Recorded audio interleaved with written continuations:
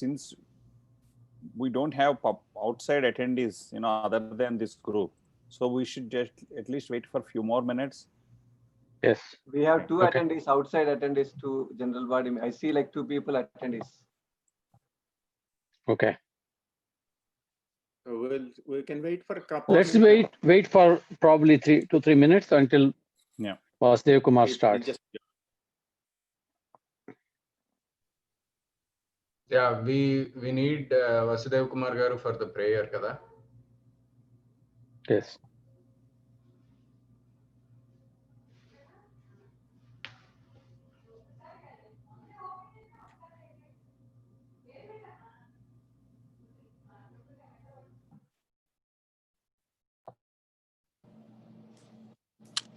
Hello, Ashwinji. Good morning. Good morning. Good morning.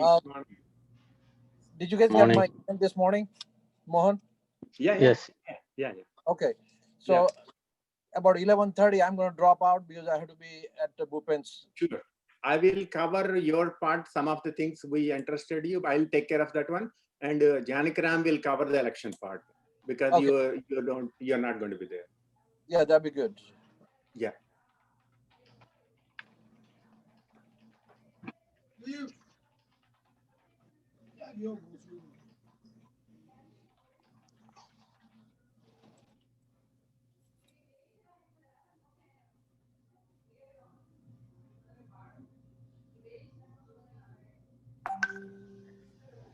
Janikaram, our people, my children, they're asking the password. It's not working. What we sent. No, outside Zoom. Yeah. There's no password. No, there is no need for password. I think when they hit that link, it should be available. It is asking password when they click on that one. So then I think better than they go with the YouTube link, to save time. I think they just can go with go with the YouTube link. Go to the temple YouTube and it is already live. Can you put message in the WhatsApp? So many people may be looking for this one. Somebody can put it in this one. Just do it like this. We don't know how many people. Yeah, I'm putting the WhatsApp, the YouTube link in WhatsApp in our temple WhatsApp. That would be helpful for our devotees. Yeah, I'm too. Okay, Janaki already did it. Janaki is quicker than me. Narsimham, priest is having problems, so he should have got email, right?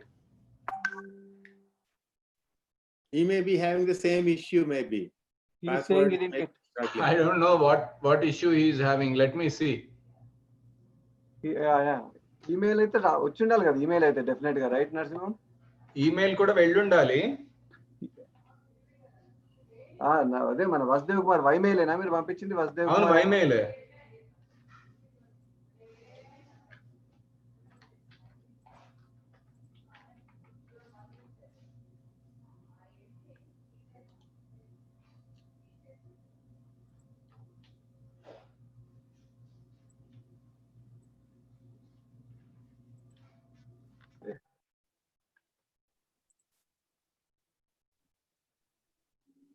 General body meeting అని పెట్టిందా?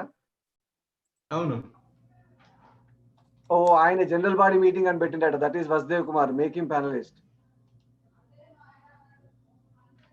General body meeting అని పెట్టారటనా? So అట్లనే ఉండమని చెప్పండి, దాంట్లో తనని panellist చేసేస్తారు, అయిపోతుంది. It's okay. అదే చూస్తున్నా, ఎవరు పెట్టిండ్రు జనరల్ బాడీ మీటింగ్ అని పేరు. So you can make them. Okay, ఆయన ప్యానలిస్ట్ చేశాను. సో ఇప్పుడు మీరు ఇప్పుడు వీడియో ఓపెన్ చేసుకోమనండి తను, వసుదేవ్ కుమార్ని.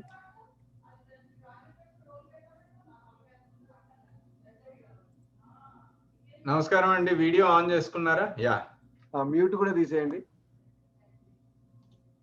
ఓకే, ఇప్పుడు కనబడుతుందా? ఇప్పుడు ఒకసారి చూద్దాం పార్టిసిపెంట్స్. వినపడుతుందా మీకు వాసుదేవ్ గారు? వినపడుతుందండి. Okay. Janaki? Please. Okay. Yeah, we want to see him. So we will, if we can go to the, what is being shared? I think all sharing is disabled, right? So if you can. Yeah, right Agenda? now only I can share. Yeah, if you can Nobody go else to can the, share. yeah, Please share the if you agenda. can go to the agenda, please.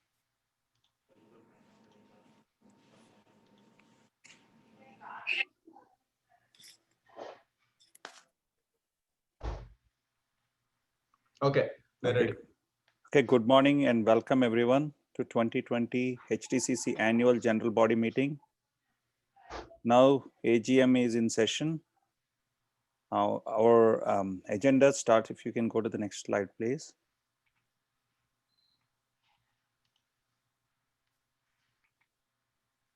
So today, because of the virtual format, we're going to do things slightly differently.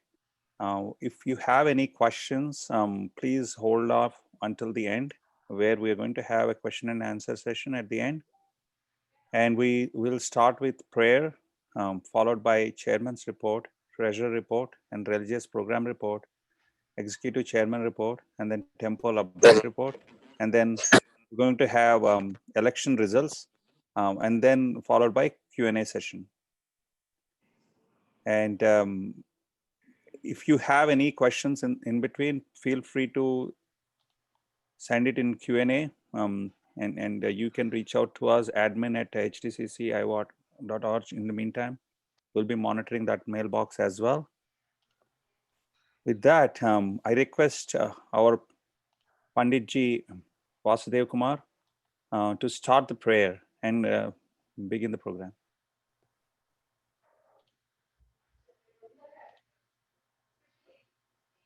Vasudev Kumar garu unmute చేసుకోవాలి.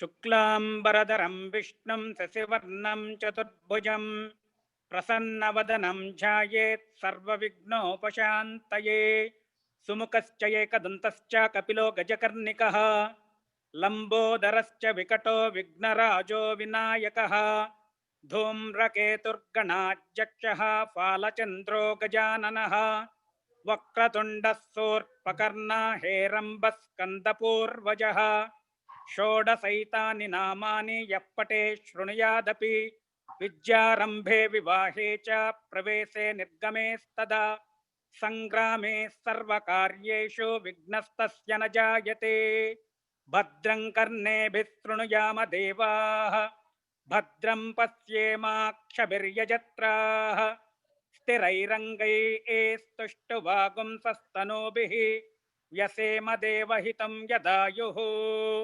कल्याणाद्भुतगात्राय कामितार्थप्रदायिने श्रीमद्वेङ्कटनाथाय श्रीनिवासाय मङ्गलम् सहनाववतु सहनौ भुनक्तु सह वीर्यं करवावहै तेजस्विनावधीनवस्तु मा विद्विषावहै ॐ शान्ति शान्ति शान्तिः हरिः ॐ. Good morning, everyone. Once again, we are going to start the program. First agenda item for today is our chairman's report. Can you please go to the next slide? So before we jump into chairman's report, I just wanted to call out current HTCC board members. Mohan Akela, the chairperson, Manjunath Lakshmipati, vice chair, Sridhar Somsetti, executive committee president, Ashwin Patel, executive committee vice president, Shravan Mandumula, treasurer, Yogesh Gonchikar, joint treasurer, Jankiram Akela, myself, secretary, Viren Amin, joint secretary, Nutan Sahai, Suren Gupta, Surendranath Vallabh-Josla, Rakshak Sarda, and Manish Singhal. And our honorary members, Nagesh Gupta, Bhupen Patel, and patron member, Mrs. Urmila Sahai. We really want to thank our board for their contributions in the 2019-20 years. Now I'll turn it over to Mohan Akela, Chairman, HTCC. Mohan, you need to unmute and turn on your video.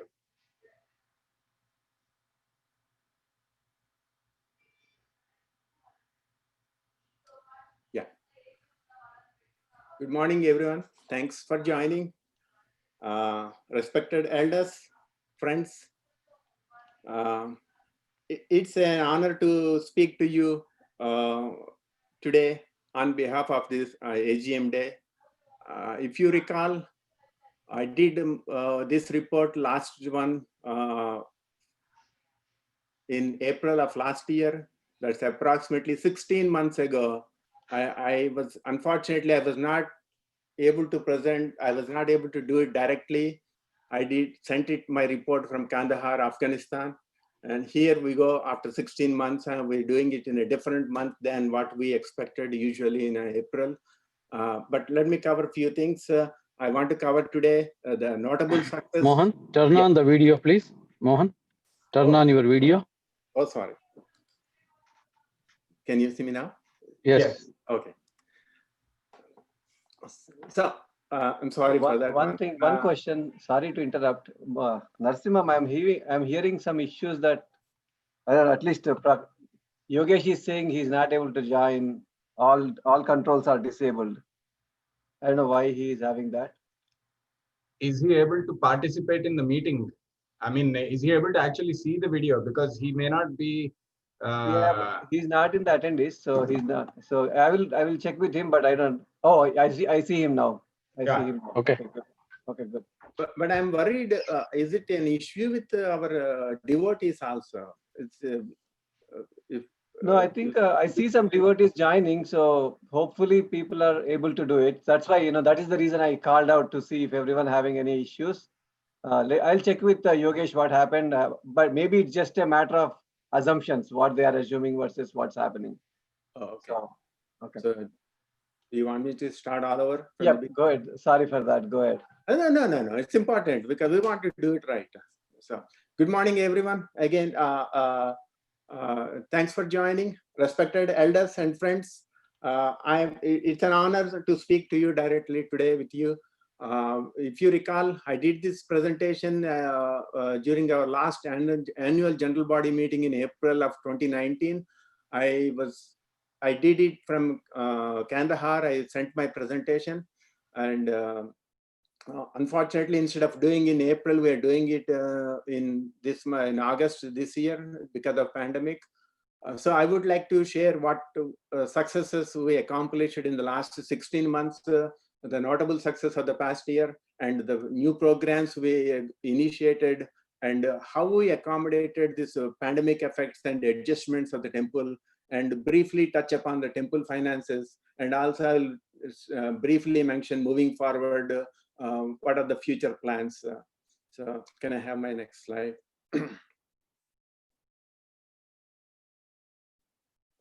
So talking about the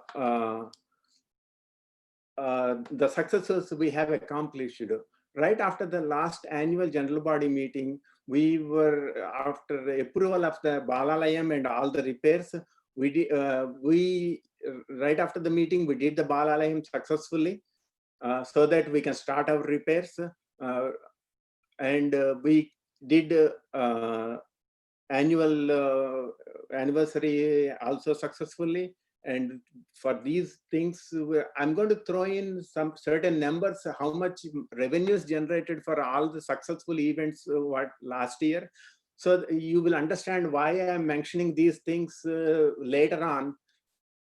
You can compare from this year and versus last year. So then the importance you will understand later, why these are so important for you to understand. So for the anniversary and the Balalayam, we generated approximately $25,000. It was a successful program. And then we initiated fixing of the roof leaks. Coming to the roof leak fixing, if you talk to Upretiji, he would tell you, ever since he joined his job in our temple, he was seeing the roof leaks from that time. So you can imagine it was an ongoing problem for our temple for so many years. So finally, we were able to successfully to tackle this problem last year. And with all your help, we were able to do this, except with the minor problem still existing, that is the skylight area, which is compared to the overall roof leak, that is a very minor thing, which we are planning to fix it later this year, which is a simple thing. So thank you all for supporting this one. The other major event after this one is we planned a successful Mela at the temple site, but unfortunately the Mother Nature didn't cooperate. We had to shift the venue in the 24 hours before the actual program because of the weather issue. We went to a different location at Franklin High School, and it was a very successful program, and we generated nearly $25,000 revenue for that one. Followed by this, we did a Diwali program. If you recall, 2 years prior to last Diwali, we were not able to do the Diwali at our temple site because of the Mother Nature didn't cooperate with us. This last year was a successful program, well organized by our executive committee and well supported by the Gujarati community, who did a wonderful program, and we generated close to $25,000 for this program. After the Diwali program, we had a major function because before the winter hits, we wanted to open up the temple. So by completing the Kumbhabhishekam was a phenomenal program and well liked by several of our devotees. And it has generated nearly $42,000 for the program. All these funds generated last year very much helped us to pay for all the repairs. So we completely paid as the repairs were progressing without carrying any debt. Some other things I want to bring it to your attention. What we did we did a lot of interior updates and with good organization, so that you can see when you walk into the temple, we removed a lot of clutter inside the mandir and also outside near the shoe rack area. We rebuilt shoe rack areas and also for the courts. These were all done last year. We thank profoundly for all the volunteers who came forward for doing this one. Next slide, please.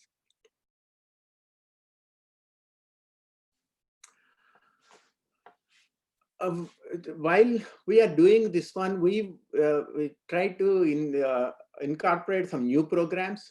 So the new programs we initiated are sponsorship opportunities, especially if you are a devotee of Balaji, you can specifically sponsorship for the whole year.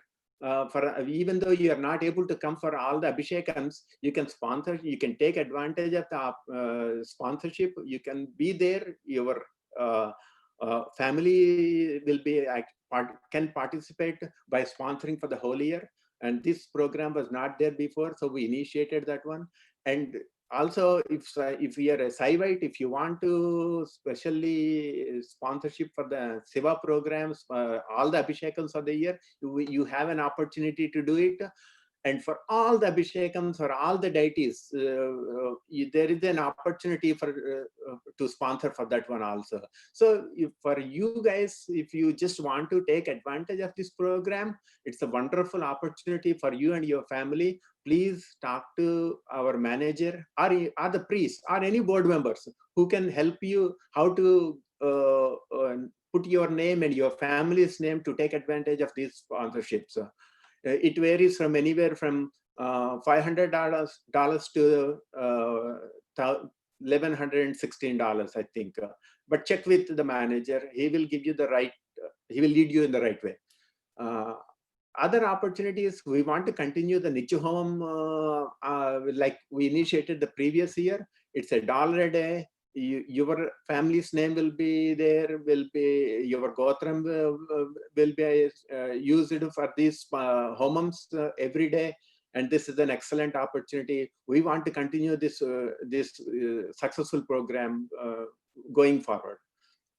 The future plans, we are still in the works. We haven't announced, but anytime we are ready to announce, these are annual Nitya Puja sponsorships. So every day the puja will be done, and we want to give an opportunity for the devotees can participate to have a successful all year long puja done on their name in the temple every day. That's a great opportunity. I think we should accommodate all our devotees, whoever is interested. We want to please contact our priest and the temple manager or any board member for these programs. They will help you. Next slide, please. Because of we did so many programs, I thrown so many numbers of how much money we gained, and you will see the difference how the pandemic caused. I will touch upon those things. Before that, I want to say what the effects of the pandemic. Early spring, the pandemic hit all of us, and we had to close the temple for a few weeks for the temple safety precautions and the community safety precautions. What we continued to do is continue the rituals and all the events virtually transmit through the YouTube. So you were able to see all of them. We didn't stop them, but only people are not visiting. So we opened the temple after a few weeks of closure. We opened in a phase 1 and phase 2. Right now we are in the phase 2 stage, and we'll continue until we know there is improvement. Another thing we did, a successful thing I want to bring out to you guys is we live in this community. We thought it's our responsibility as the Indian community to reach out to help for the needy, underserved people. So we first time in the temple history, I am proud to say that our communities came forward, donated a lot of money. We were able to donate $10,000, close to $10,000 to Food Bank of Iowa. And I thank you profoundly for doing this, for making this a successful thing. This is the first ever event we really went out to help other the community members outside our temple domain. So thank you for doing this. Next slide, please. Like I said, we generated so much of funds, and that helped us to pay in full for all the repairs for the temple roof leak. But we were able to conduct so many things, so generate over between $100,000 to $150,000 for carrying out these events last year. Because of the pandemic effects, our revenues are completely gutted down. Because we were doing only virtual, we were not able to do these things, community events. So literally the temple funds were depleted. But our expenditures continue to except temple repairs, if you leave it alone. But there are other expenditures, fixed costs are there. These fixed costs includes the salaries of the employees, including the priest, Shantiji, and our manager. And also we have to pay the bills, electricity, heating, and ground maintenance, and insurance, and all these things we have to pay. So these expenditures will cost us around $20,000 per month. These things are not going to go away whether we open the temple or we close it, we do the virtual celebrations. This is not going to change, but our income is completely changed, and you will see the numbers later when Shravan, our treasurer, will present these details, how drastically it affected. Next slide, please. So we also, moving forward,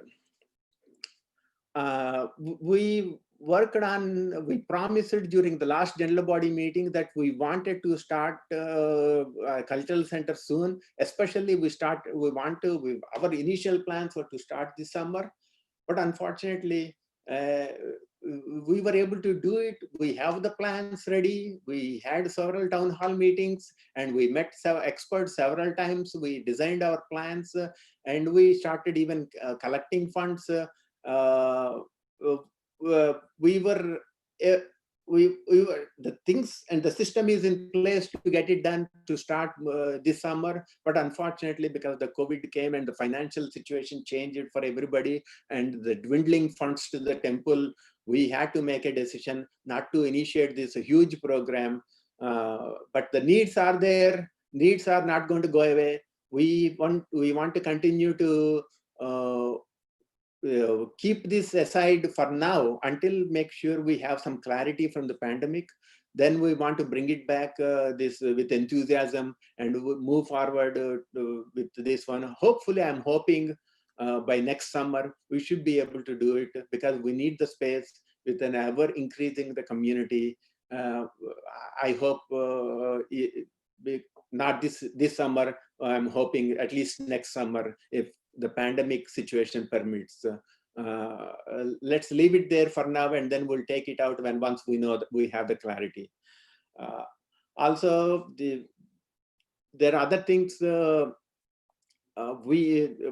religious committee Manjunath will mention about other ambitious programs we have, like initiating Dvajastambham and also Hanuman Shrine, which is missing from our temple, and so many of devotees who would like to see that happening in our temple. We'll work on it as the time permits. And our IT department is working on installation of kiosk, so that it will be a smoother thing for any devotees to pay for the services, to make it easy for them without taking anybody's help. There, next slide, please. Sorry, go back to the, there is one more missing, a few things I want to cover. There are other opportunity things we have to cover for the facilities. Remember, when we had to do the Vimanam, there is significant damage and we had to spend a lot of money to redo it again, to fix the roof leak for so many years. Now, when you look at the Rajgopuram, the front Gopuram, the bigger one, it is to redo this. If we let it go like this in the current stage without fixing the repairs, we have to spend so much amount of the money, we might lose that one also. So our building committee recently visited, and also with the civil engineer experts, they recommend that we should fix it soon. We were expecting Shilpis will come. Because of the COVID situation, Shilpis were not able to come, and Ganesh Rajgopalan were not able to bring them those Shilpis back. They stayed back in India.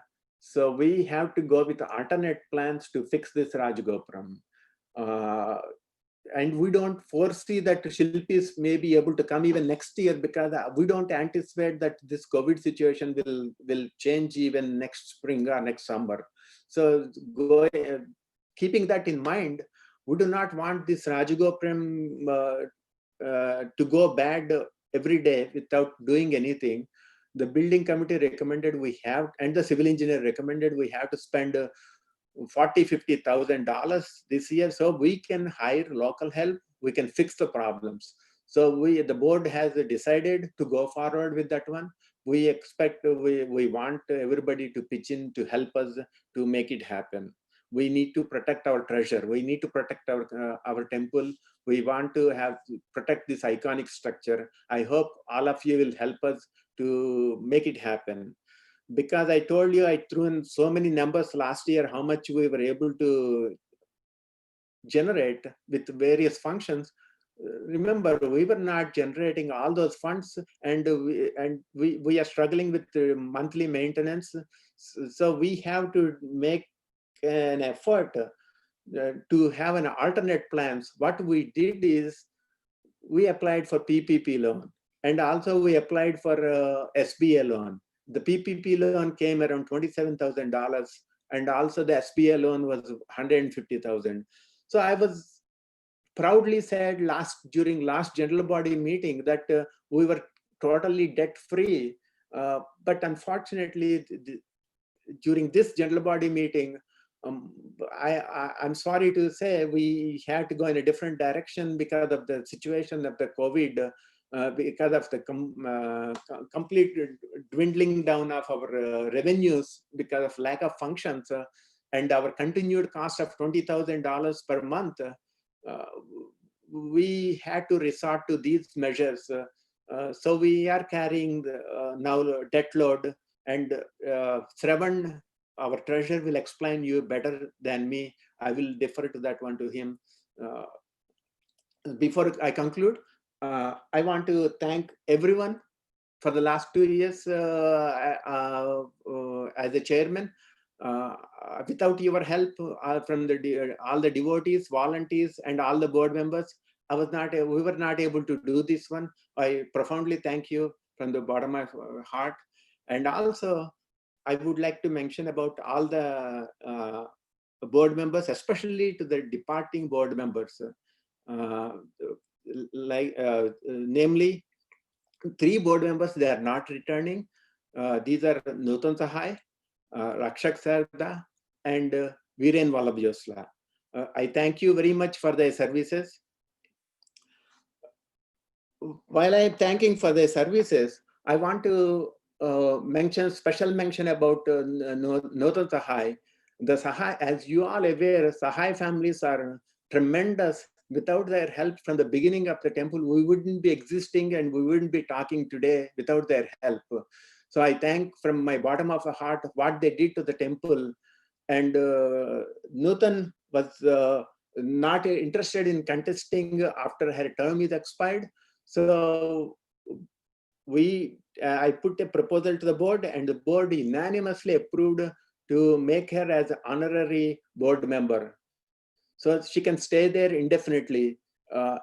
And I want to bring it, we are so fortunate that she accepted this position. She will be our next honorary board member. I thank her profoundly for that. Since my 2-year term as a chairman is going to expire, I'm proud of what we accomplished so far in the last 2 years. And I see the bright future ahead for the temple. I look forward for the incoming new chairman, whoever it will be. He or she will do wonderful, and we all need to support as devotees. This is the only place we have in the central Iowa. I thank you all for your support, for continued support. I look forward to work with you as a devotee and as a board member. Thank you all. Thank you, Mohan. That's a very comprehensive report on temple affairs and status. We are going to go into individual section that interests each one of you about finances and other aspects. I know because of our virtual annual general body limitations, doing in virtual format, people are watching both from YouTube as well as Zoom channels. To keep things flowing smoothly, our plan is to conduct Q&A at the end. So if you have any questions, hold off for half an hour more, and we will open Q&A chat during that time. You will have an opportunity to type your questions, and we will take those questions and the board will answer. And then if we are unable to, due to time restrictions, we will get back to you on each one of those questions and provide responses. So again, we are working on details. It looks like I got a message that they can start posting questions beforehand if you have any at this stage. But we will take time at the end to ensure at least half hour or so time is available to address all the questions that you may have. And once again, thank you, Mohan, for serving as chairman for the last few years and setting temple on the right path. And I'll turn it over to Shravan Mandamula, who is our treasurer, to give detailed report on temple finances. Shravan. Thank you. Hello, namaste everyone. Thank you, Janaki. And thank you, Mohan, for your leadership as the chair. We will continue to have you, so your leadership and your guidance is always needed. So thank you very much. And congratulations to Nutan Sahayji. Nutan Babi, as Mohan mentioned, was a great, Sahai family in general was a great support to the temple from the beginning. Heading into treasury report, can you move to the next slide, please?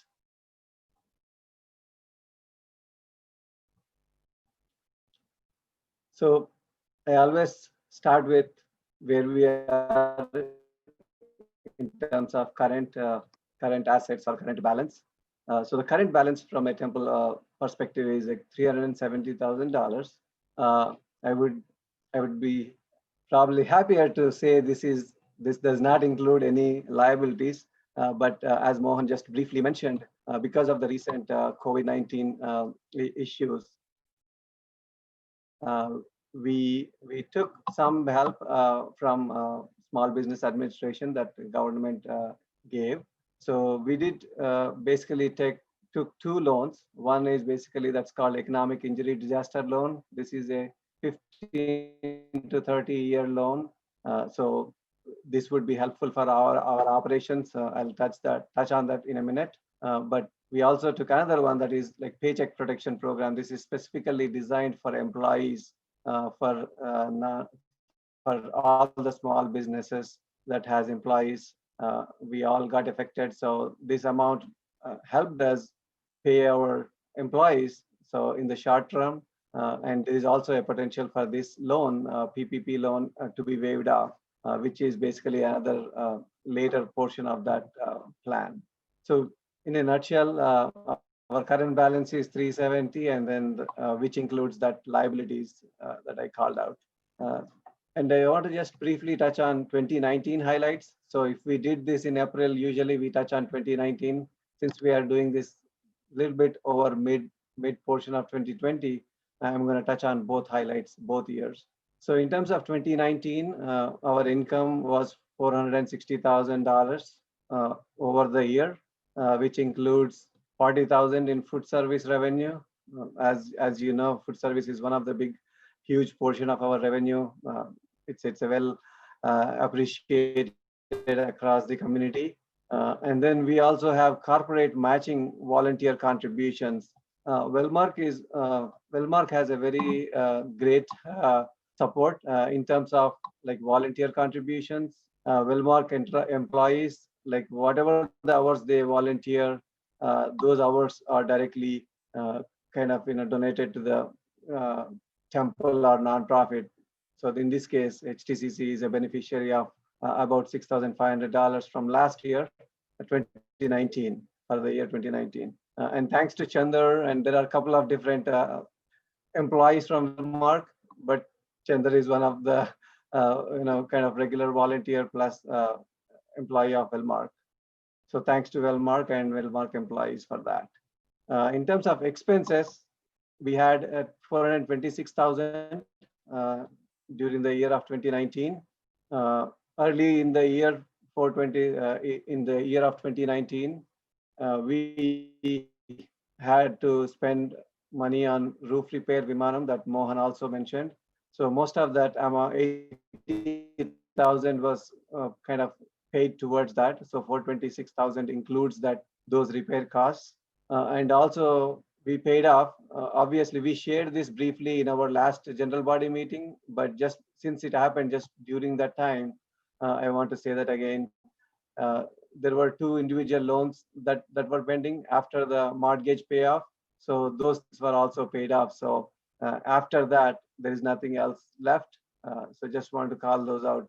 So both of those two bullet points pretty much paid off during the last general body meeting, 2019 April. That's why I'm highlighting here again. There will be always overlap between the years. And then I have more details in other slides, and we will also share this to the community, profit and loss statement, which will show what are the details of income and what are the details of expenses. Going into 2020, and again, as Mohan mentioned, as I mentioned earlier, we applied for SBA Paycheck Protection Program.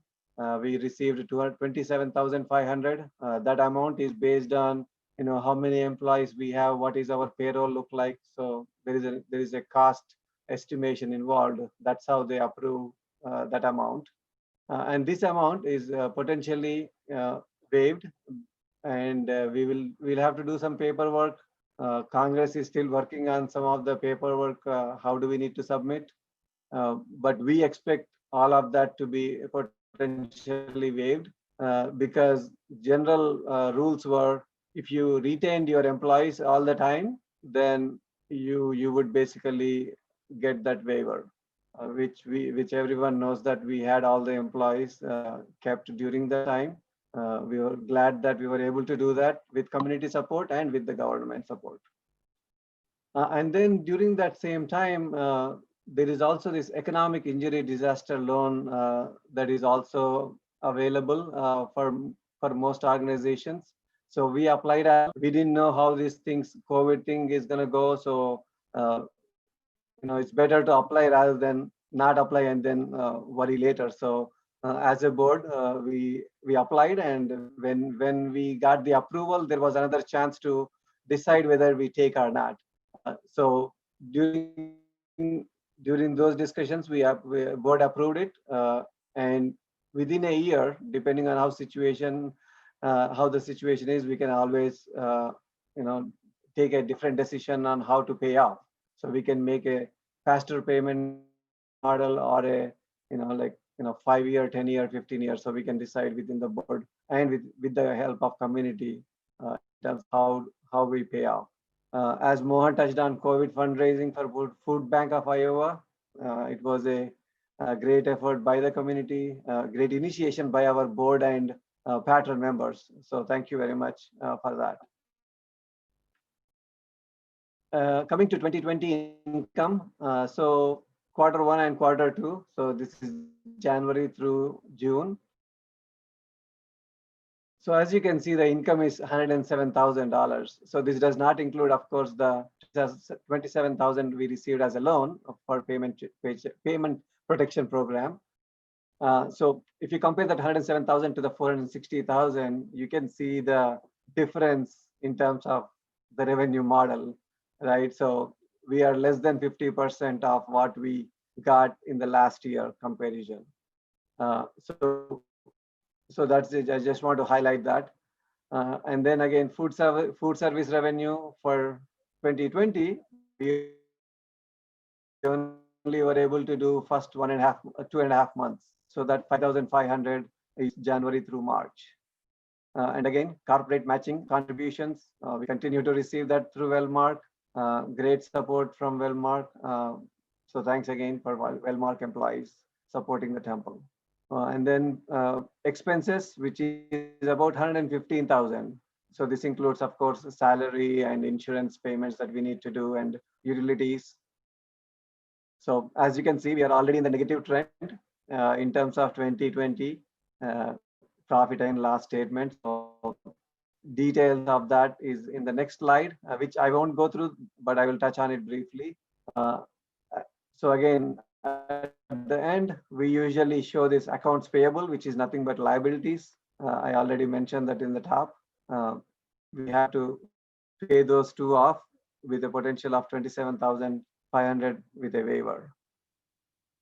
And please feel free to kind of post your questions in the Q&A, and we will answer at the end any questions that come up for the treasury report or any finance related questions.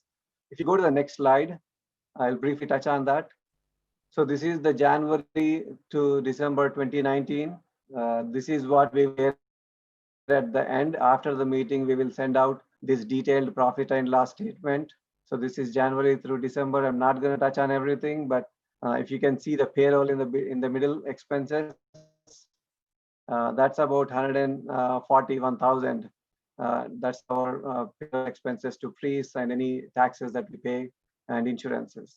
Of course, charitable contributions is important. So as you can see, charitable contributions is 408,000. So thank you very much for all the support from the community. If you go to the next slide. So this is the Q1, Q2 profit loss statement. And again, we will share this by end of the day to the community. Just general, right? Means if you look at the net operating income on the bottom, that's operating on the negative 7,000, as I briefly mentioned in my report. With the support of our SBA program, right? That's why we were able to continue to stay and operate, and also continue to continuous support from the community, which is about $100,000 in charitable contribution. I think that concludes my measure report.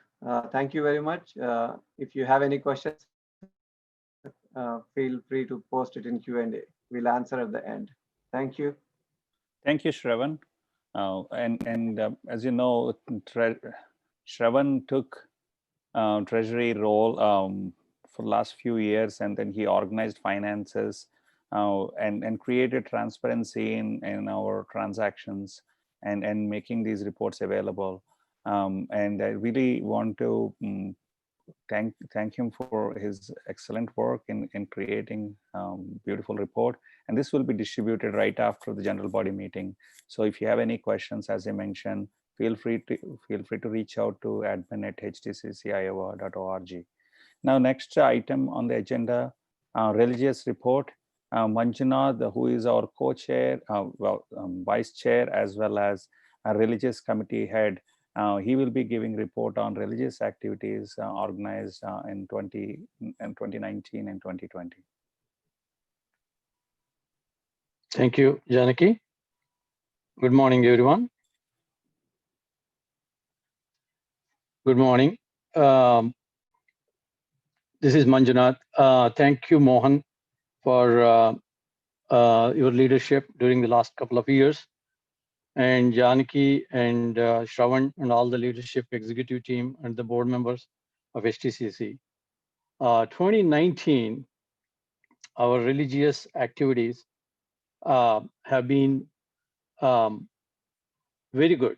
2019 was a very good year, despite the fact that we had to establish a Balalayam, the picture that you see on the slide. We had to establish a temporary shrine. The issue that we had with the Vimanam repair and eventual, Vimanam being, taken out, we had to move the divine powers of the Lord into a smaller shrine, which is called Balalayam, and you see that in the picture. We did that. It was the first time unique experience for many devotees, for all of us, to see the sanctum doors close, and it had never happened in the 15-year history of the Hindu temple. And we had to do that, and fortunately, with our community's support and every one of you joining, we were able to successfully do the Balalayam around May of last year, and we continued the pujas with reverence. We continued daily archanas, nitya homams, everything. And 4 months later, after the Vimanam work was complete and the roof repairs were done, we were able to do a very good grand Kumbhabhishekam to restore the powers of the Lord back into the Mula Balaji shrines and Sri Devi Bhudevi, and the sanctum doors were open. Before opening, one thing I want to call out, we had never stepped into the sanctum. Nobody had after the initial Kumbhabhishekam and consecration. But with this unique experience, the devotees were able to get into the shrine and do Abhishekam with water to the Lord Balaji and his consorts. That's a blessing straight from Lord Balaji. And it was, it's a unique, really unique experience for our devotees, our community. Continuing in 2019, we also had excellent Diwali celebrations. All of these celebrations will not happen without your participation and support. And I want to call out Gujarati Samaj for their support and enthusiasm in setting up the Annakut as well as serving an excellent dinner last year. And the fireworks, as always, was an attraction. Could you go to the next slide, please?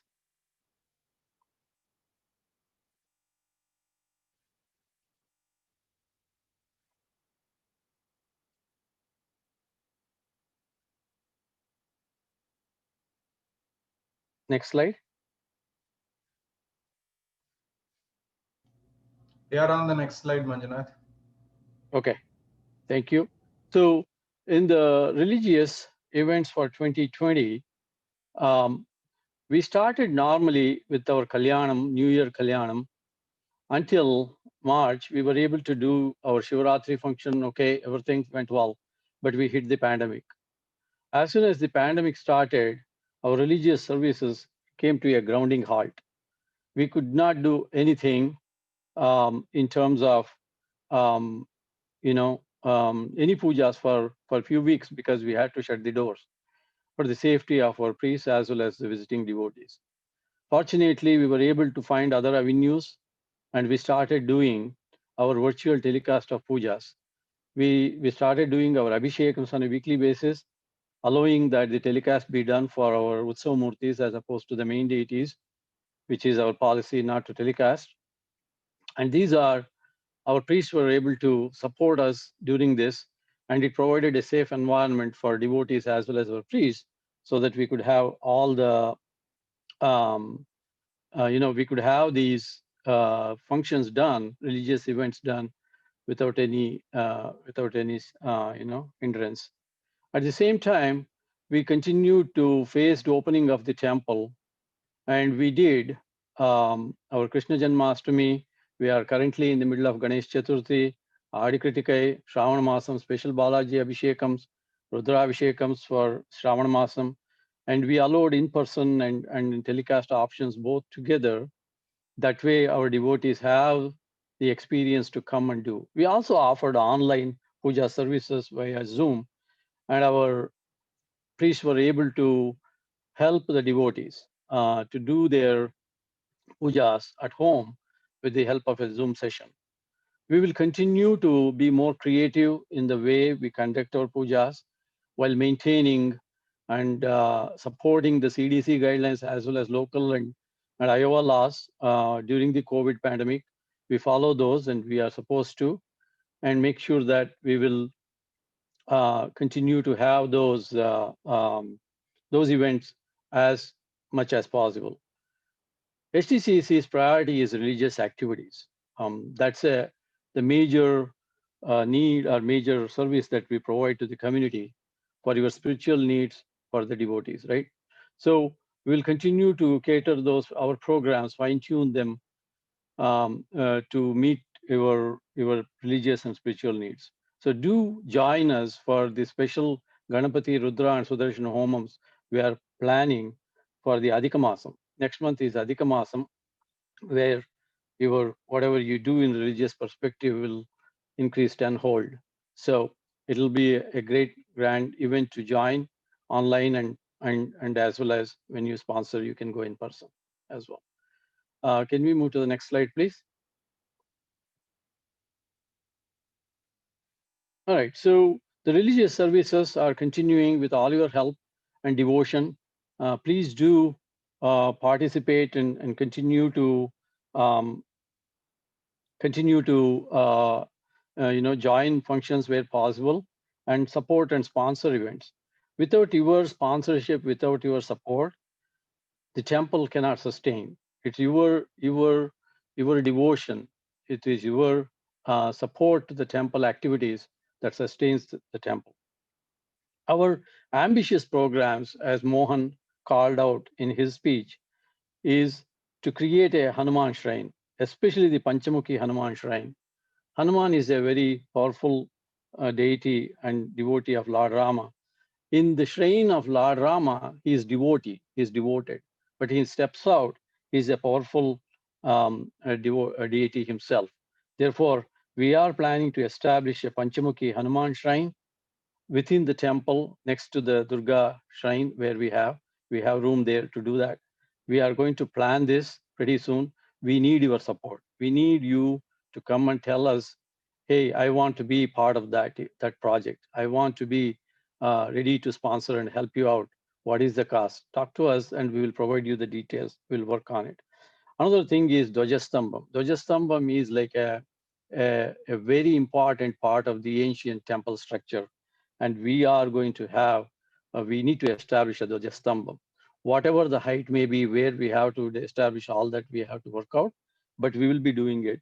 And this is the time when the pandemic is preventing us to go full blown on the cultural center side. We probably could take these projects pretty soon and really take our temple to the next stage, next set, right? So this is very, very important for us as devotees, as the community, to have these added to our temple to make it more shining and to cater to all your needs.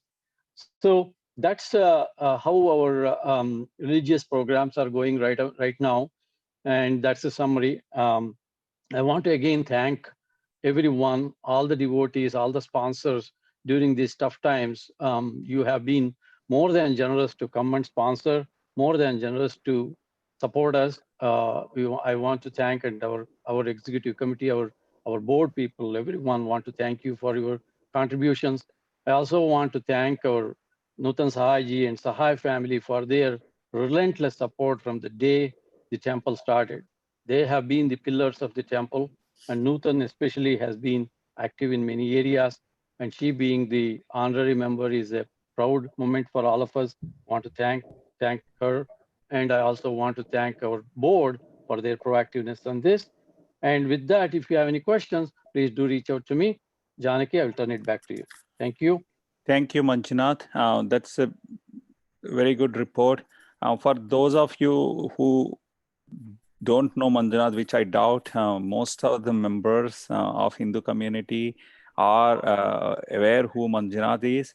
But I do want to mention, right, every religious activity that happens at the temple, he is there. He makes sure he is available from the beginning of the program, make sure it is done according to the kalpa and what is prescribed in our books. And I really, thank his leadership for conducting religious activities at the temple in an orderly fashion. Before I turn it over to Executive Chairman Sridhar, I do want to apologize. Yogesh is our joint treasurer.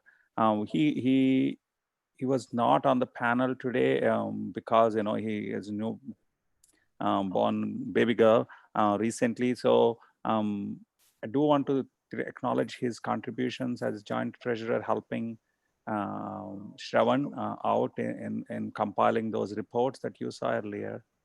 And thank you, Yogesh.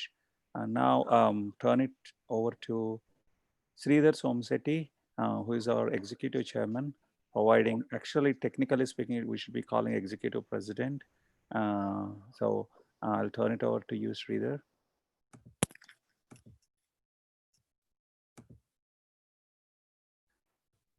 Thank you. Can you hear me? Yes, can you please turn on your camera? It says the host is not allowing me.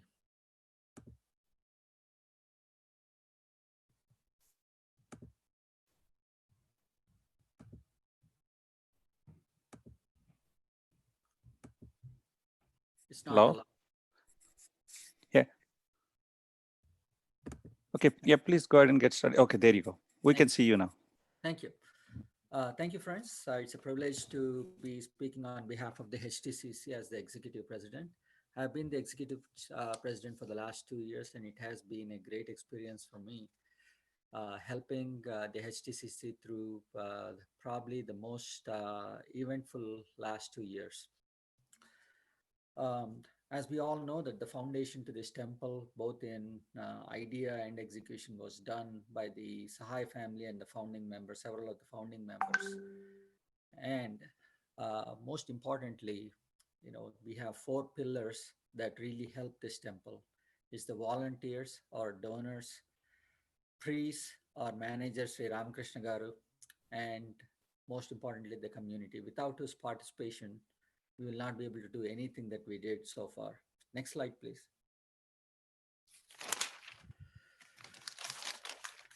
So the way the executive committee works is basically the nuts and bolts. We have several subcommittees which have a reasonably independent functioning. They have their own executive powers, but we also communicate with each one of us in terms of how we allocate the budget and how we execute this. As you all know, the religious committee is headed by Manjunath Garu. And I have to tell about Mr. Manjunath. He is one of the most senior members of our community and the temple, and he has played a pivotal role of maintaining the religious ceremonies over the years. And most importantly, the last year was probably I have seen him in action almost every day. He was the one who helped us think about how to build the Balalayam and how to bring back the sanctum open through the Kumbhabhishekam. And the COVID time was especially the most difficult time for us. And without Manjunath Garu, it would have been a very difficult thing for all of us. And going back to the festivals, the festivals, we know that if you look at the Indian calendar, we have more holidays than working days. And being the only temple for the entire Indian community, we almost have a function going on every week. And when we get to the major functions, it is such a difficult task. Even though these festivals and events last for a few hours, there is a lot of work that goes for weeks before the ceremony happens. We have to pull in the resources, we have to draw the volunteers, we have to secure the funding, and then hope that everything is going to go well and the Mother Nature is going to cooperate with us. And then we have to clean up. And then no sooner as we are cleaning up, the next ceremony is already started and someone has to be working on this. So it is not just a few people that have helped with the organization of the events and the festivals. It's been everyone from the board and the executive committee, and not even just these two committees. We also have people from the community volunteer and do this. One example is Deepesh, who has helped us organize the Balavihar competitions and also do the Republic Day celebrations. It was a huge task. I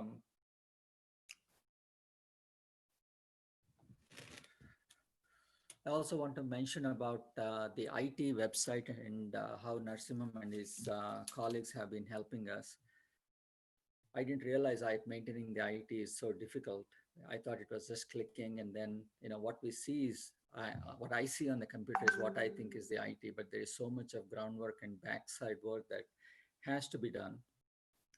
Narasimham has been helpful doing the website design and the maintenance, doing a new upgraded Wi-Fi at the temple.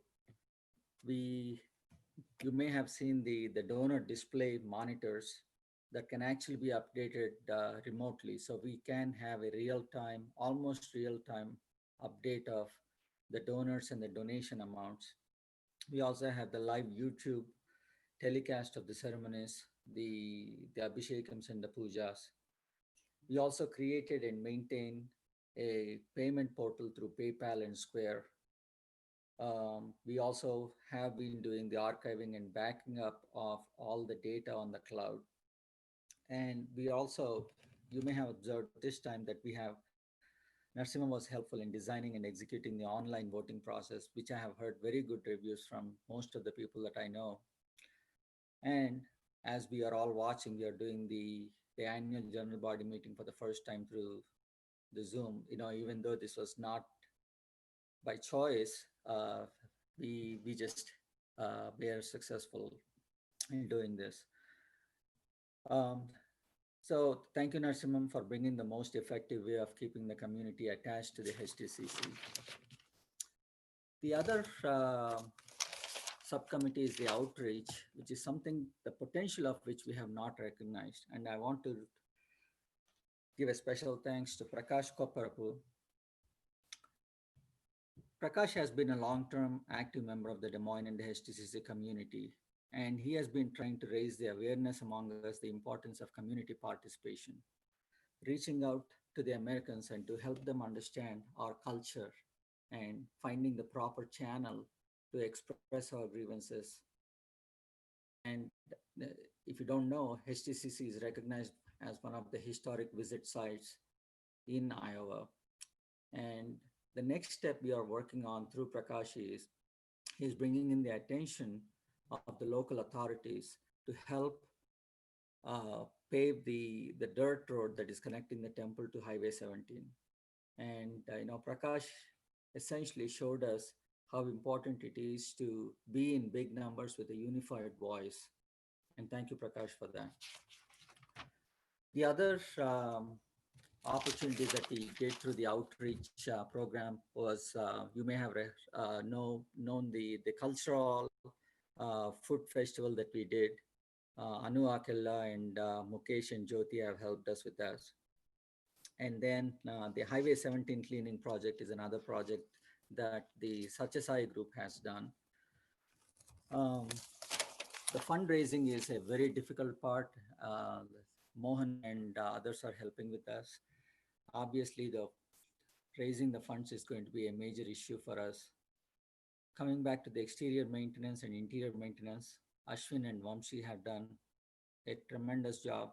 Ashwin is basically available within a 5 to 10 minutes phone call anytime we try to fix So, things. Sridhar, could you please speak up a little bit? There is a note that the voice is low. Thank you. Yeah, I'll be closer. Thank you. So the exterior maintenance that Ashwin has been doing for the last several years, he's maintaining his shop and working on several things. We have done a lot of exterior projects like the street lights, electrical fixtures. You may have seen the LED lights on the outside perimeter of the temple. The AC and the heating mechanism we had to maintain. We had to upgrade those equipments. The plumbing issues, and he's also in charge of communicating with the local Madrid authorities to get things done. Lawn mowing and the outside, the snow cleaning, and the roof maintenance. The interior part, I have to give my special thanks to Vamshi. Vamshi and there are also volunteers like Vikram and Viren. They have been helping us with the interior maintenance.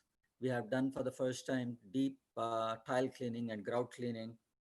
We also did an extensive reorganization of the storage area. Pradyum Buknapatnam and his Boy Scout team has spent several hours to organize and label the storage area. And then there were several volunteers who helped us build the shoe stand and paint it. And then the next department is the food service that Yogesh is taking care. The food service is the most difficult and the tricky task that needs to be carefully tackled and executed. And it's a very difficult part. Thank you, Yogesh, for that. And then the cultural events, we always have Pravina Chandar, Rajalakshmi, and Pragna Yogesh helping us with the cultural activities. Kitchen maintenance and weekend food service is being run regularly by Shantiji, and we have made a decision that there is going to be a weekend food service no matter what. If we have volunteers to do that, we have them. If not, there is always going to be a food service, and Shantiji used to pitch in to fill in any blanks, and thank you, Shantiji, for that. And again, I have to reemphasize how helpful that Deepesh was for the Balavihar and the Republic Day celebrations. And then the special note of thanks to Sai Chalapa, who just left our community for a new job in Indiana. And he used to take care of all the audio video equipment. But I'm hopeful that between Janaki and Chandar Vijayaraghavan, we should be good with that. Next slide, please.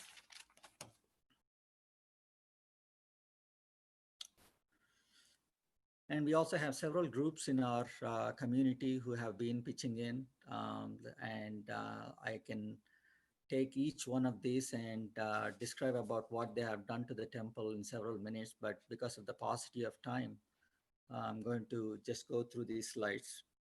And these are the individual volunteers. I'm sorry I cannot call out each volunteer, but my profound thanks to every one of you who have done so much to the temple. And it just takes a phone call most of the time to ask for help, and people come and help. Thank you very much. um, Next slide. And next slide. Okay.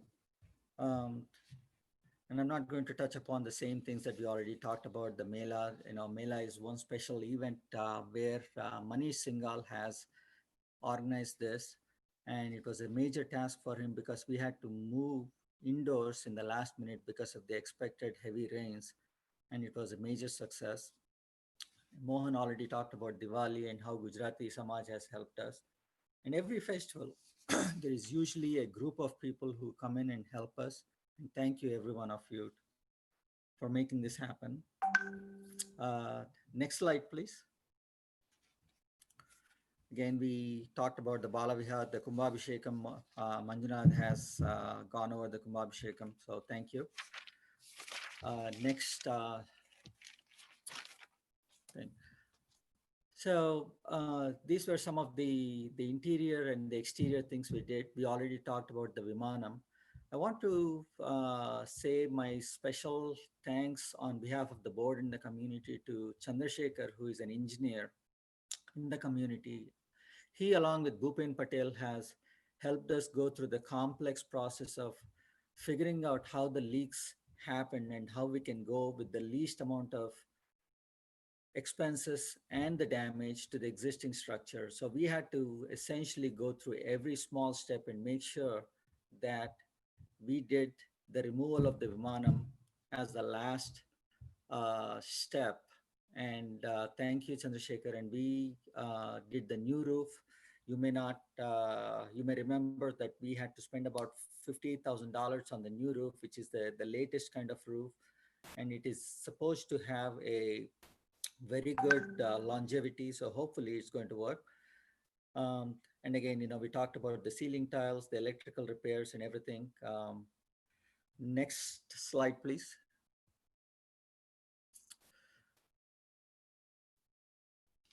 We also talked about the COVID and how we dealt with the emergency shutdown and how we had to continue our religious ceremonies, and then the digital payments and also the online streaming.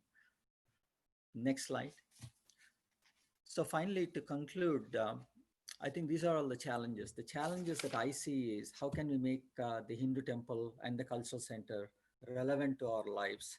How can HTCC can be a focal point for our younger generation to look up to and understand and accept being a Hindu and also be a proud American at the same time.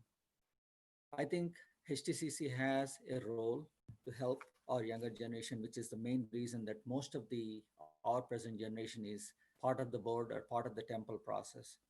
And I think we need to help our younger kids take some role in the temple, develop the confidence and strength to be their own self, and also be a part of this civilization. I think this is what is going to help them carry on the traditions and culture to their next generation. And I think this is what the HTCC has to do. We talk about the rituals and everything else, but the rituals have to be modified and also meaningfully tailored towards the ultimate goal. The ultimate goal is how do we make HTCC help our kids carry on the tradition and culture? And I think that would be the greatest challenge. So once we get that, we talk about the difficulties with the funding, the volunteers, everything will fall into place. Parents will be more interested, kids will be coming there, and the kids, when they grow up and when they have their own families, they're going to take care of this temple. And I think that's the dream that we all have, and that's the original dream that the Sahai family and the founding members had. Thank you very much. Thank you, Sridhar. That's a great report. Again, I know a lot of material. This will be made available to public, so you can look at leisure as well if you have others have any questions. But again, you led this team through two major challenges: one, construction of the temple as well as the COVID. Thank you for your leadership. Now we'll actually turn it over to the board election process. At this time, I wanted to call out. Janaki, we can't see you. Oh, Can you turn on your yeah, video? I think host need to do that. Okay.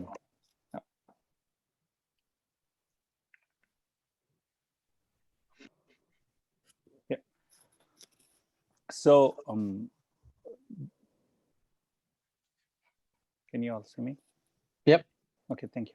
So this year, as you all know, annual general body meeting, one of the speciality of annual general body is elections. It is an attraction. Every year, people would come and vote. That process has been a tradition for quite some time. This year, unfortunately, because of COVID-19, we could not conduct general body in a face-to-face setting. So we chose as a board, after consulting with our parliamentarians, we chose to conduct general body elections, board elections in a virtual format, and to be all transparent and also create a new tradition. We consulted our IT head, Narsimam, who manages all the temple IT facilities, and he took upon this challenge to conduct these elections in a transparent way and extremely secure, as well as board without any of board involvement. So the day we tasked Narsimam to conduct elections, he and his team independently created a process. I'm going to have him explain those details. But I'm as someone said earlier, right? I got great feedback from community that they really liked it, how easy it was. They were able to complete election process within a matter of seconds. Again, great job, Narasimham. I will turn it over to you to walk us through how you conducted this process and help us go through that. Narasimham, are you on? Yeah, thank you, Janaki. So when Shravan and the board, they reached out, can you hear me and see Yes. me? Okay. When Yes. Shravan and the board, they reached out to me and asked about the possibility of conducting the elections online. When we said it's possible, we were not sure how soon we will be able to do it, frankly. And I reached out to my team. We had a quick discussion, and we figured out that it shouldn't be that hard after all. I mean, it's a few links, it's a few clicks, a few emails, but no, it's more than that because it needs to be secure.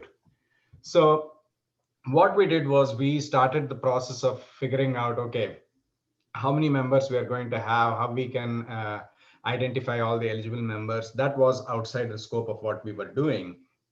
That was something that the treasurer would give us anyway. So I relied on Shravan for getting us that information into our database. We created the database, sent out notifications to all eligible members with a secure voting link. So what that secure voting link would have done is anybody else who was using that secure voting link couldn't vote on their behalf unless they were actually in sync and talking to each other and uh, getting those one-time passwords and other stuff. So once they got the secure voting link, they would receive a one-time password for validation.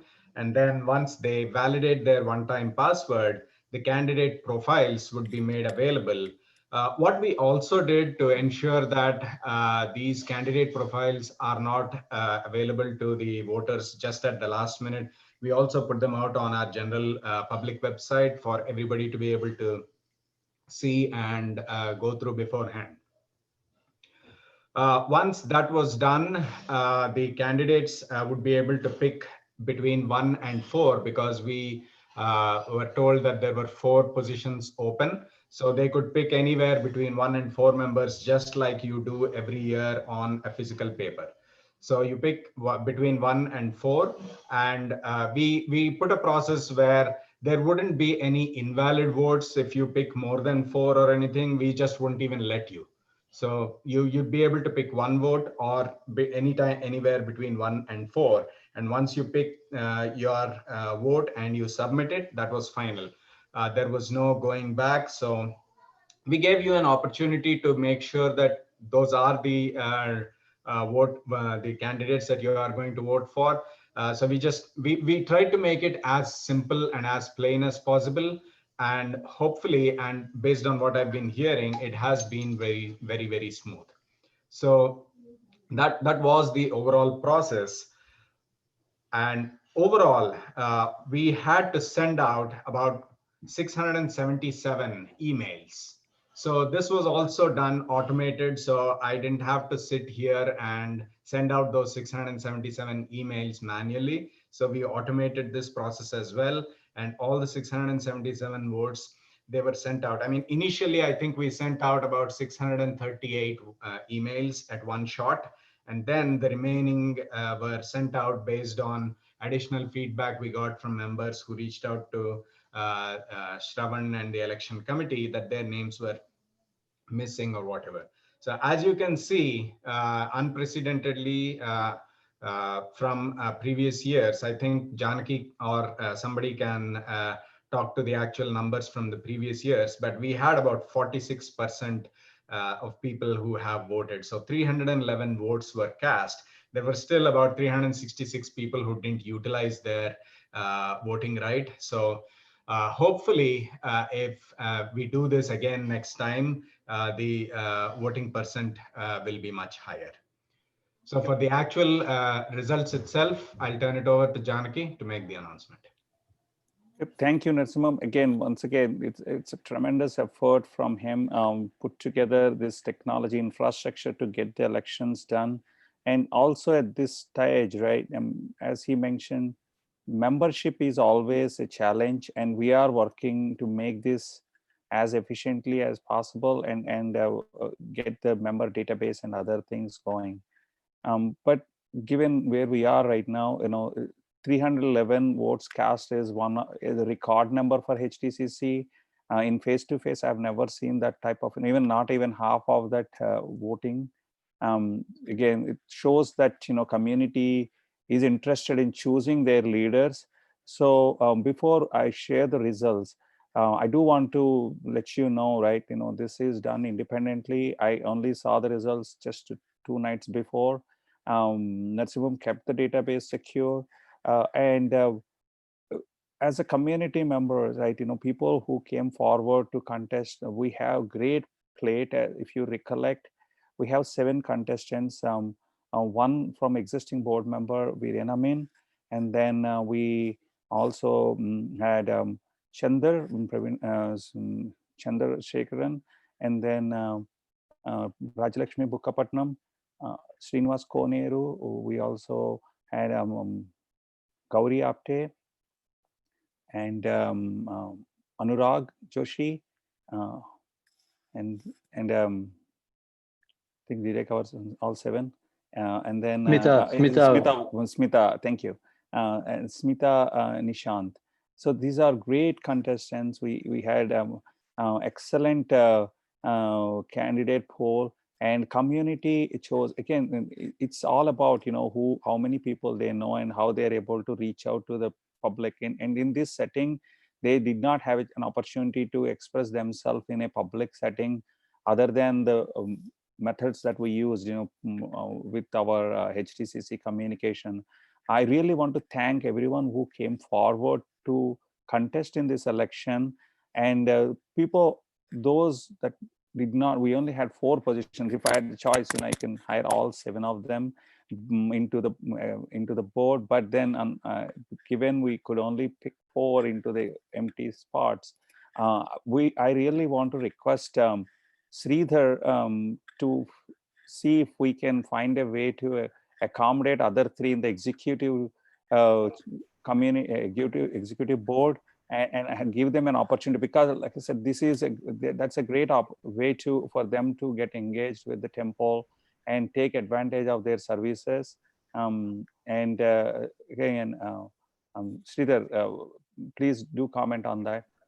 Sure, absolutely. I think we don't need any membership in the board to help the temple, and I think that's the primary purpose why we want to help the temple.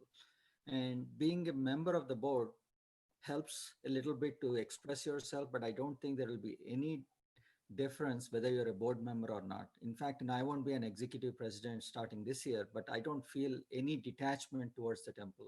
I'm still going to be there. At the end of the day, if we think that the service is to the God and to make sure that our community is going to be connected to the religion and our culture, there is always an opportunity to do it. If it is through as a board member, great. If not, it's even great, because it gives you an opportunity to work with even more enthusiasm and be a part of this. And anyone who has not made it today, do not feel disheartened, because we want all the 7 of you be part of this, and more number of people. We want more women, we want more diversity in the community, in the board, and I think that's the way going forward. Thank you. Thank you. With that, with further delay, if you can go into the next slide, Nasimam, where we have our election results. Okay, there you go. These are our official numbers.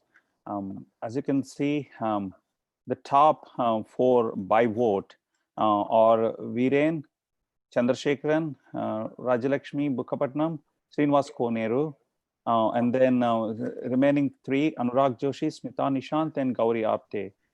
As I mentioned, we have 4 vacant board positions vacated by Surendranath Vallabh Josula,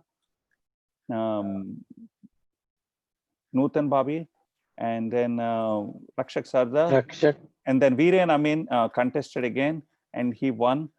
So those are the 3 positions. So congratulations to the new board members.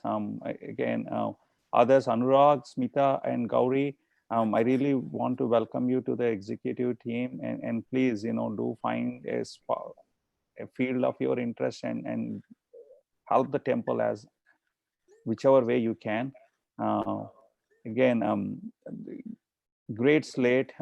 This is one of those years, we got excellent candidate poll, and really want to thank everyone who participated in and voted in this election. And thank you for all the hard work by the technology team. And Shravan and Ashwin Bhai, Ashwin could not be here. He was attending a funeral, but he has been instrumental in conducting this election in a very transparent way. He is a coach. He's one of our Ashwin, myself, and Shravan are committee members for this election. So I really want to thank both other 2 as well for their contribution to this election process. The last item on the agenda is a Q&A.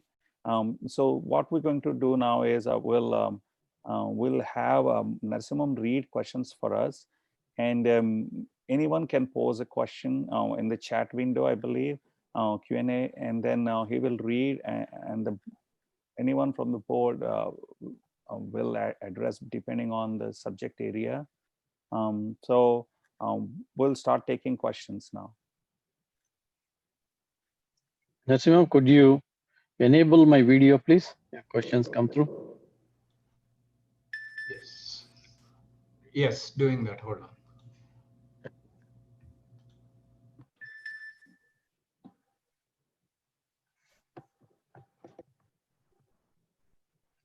Okay. So right now in the Q&A section, we had a couple of questions already that were answered. That was more around how you can join and things like that. So I don't think those are relevant anymore. There was one question: is the project for Hanuman Shrine and Dwajastambham in inception stage, or budgeting is done? Can it be published to public instead of reaching out to board members? Yeah, this is Manjunath. I will take that question. So the Dwajastambham and Hanuman Shrine, we started talking about it before the COVID pandemic hit us. What we did is the Dwajastambam has a certain place to be put. There are 7 symbols in a traditional temple, and the symbols have to be at a certain place. The symbols have to be at certain place, including the various starting from the Garbhagudi. And in our temple structure, we already have the Balipitam and Garuda starting with the Moolavar and the Garbhagudi and in front. So we have 3 or 4 of them already. The Dwajastambam is the one that is missing. So it got to happen. It has to stay between the Rajagopuram and Garbhagudi. So therefore, there is a little bit of a discussion as to how to create it. That discussion is continuing with the religious priests and religious leaders to accommodate that. And the second one on Panchamukhi Hanuman Shrine, yes, the discussions have happened. It will be a pedestal that you see as similar to how we have, our Navagrahas. Similar pedestal can be established. The deity itself should be 3 to 3.5 feet, not more than that. So we are working on it. Budget numbers have not been assessed yet. We will soon, and then we'll publish all the details to the public to participate and contribute to that. Okay, thank you. Thank you, Manjunath. Next question. How can the devotees help during these times? I think this is in relation to the pandemic time. I'll say a few words and then I'll turn it over to Mohan to talk about it as well. Devotees in this pandemic can help in a couple of ways. One is when we send emails, please do read them. Okay, I post emails about religious activities. The pandemic should not stop our lives in terms of our spiritual development, our devotion, as well as some of the activities we have been doing. So please do sponsor the pujas or come and help us out. If there is a call out for cleaning up the temple premises, please do come. If there is a need for us to have an extra hands needed for volunteering to support the COVID devotees, streamlined devotee visits, do help us out. And whenever possible, be little more generous in your donations to temple. And take some projects where you could think, hey, we are, I want to help you in this. Can let me know how I can help, both from monetary and other ways. Okay. And I'll turn it over to Mohan or Sridhar if they have a comment on that. Can I pitch in quickly? Yeah. So, this is what I would say. This is the HTCC is not their temple. This is our temple. So pick up anything. It could be a 1-hour project, or if you have a small idea, let's say, you want to, I wish there was something like this in this corner of the temple, and this is going to be really useful. Reach out to us and then give us a budget. We can give the funding.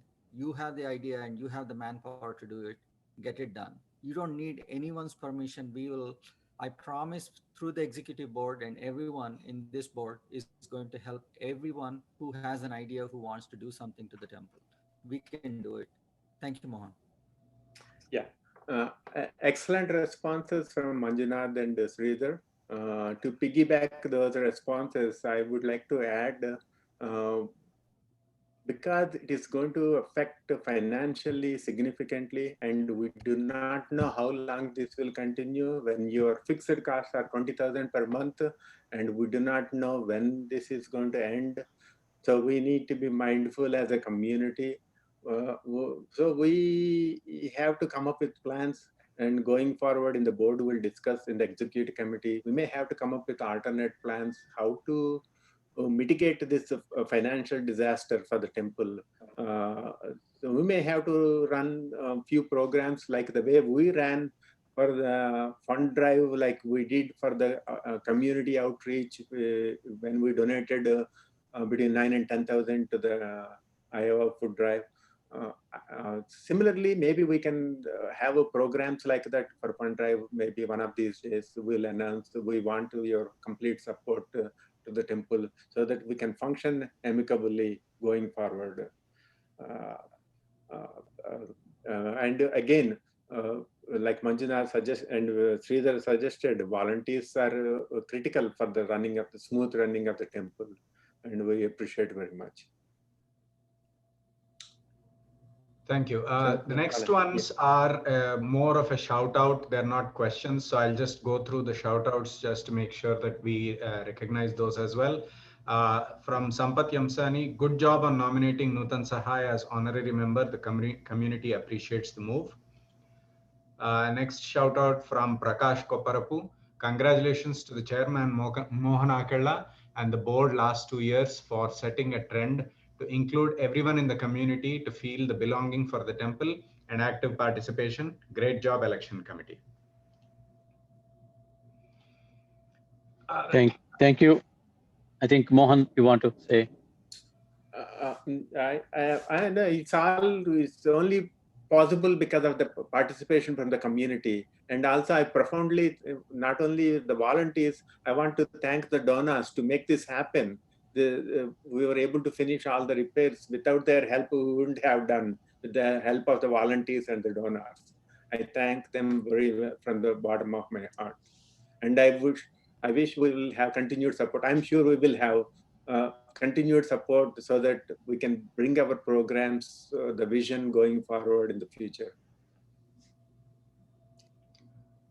Next question from Mani Lanka. Congratulations to all the winners. Our question is, can we implement dress code inside the temple, like avoiding short dresses? I'll take that one, Mr. Imam. That's a very good question, Mani. So we have been debating that. It's a matter of concern when devotees come in shorts. A traditional Hindu worship place recommends that we have a certain dress code.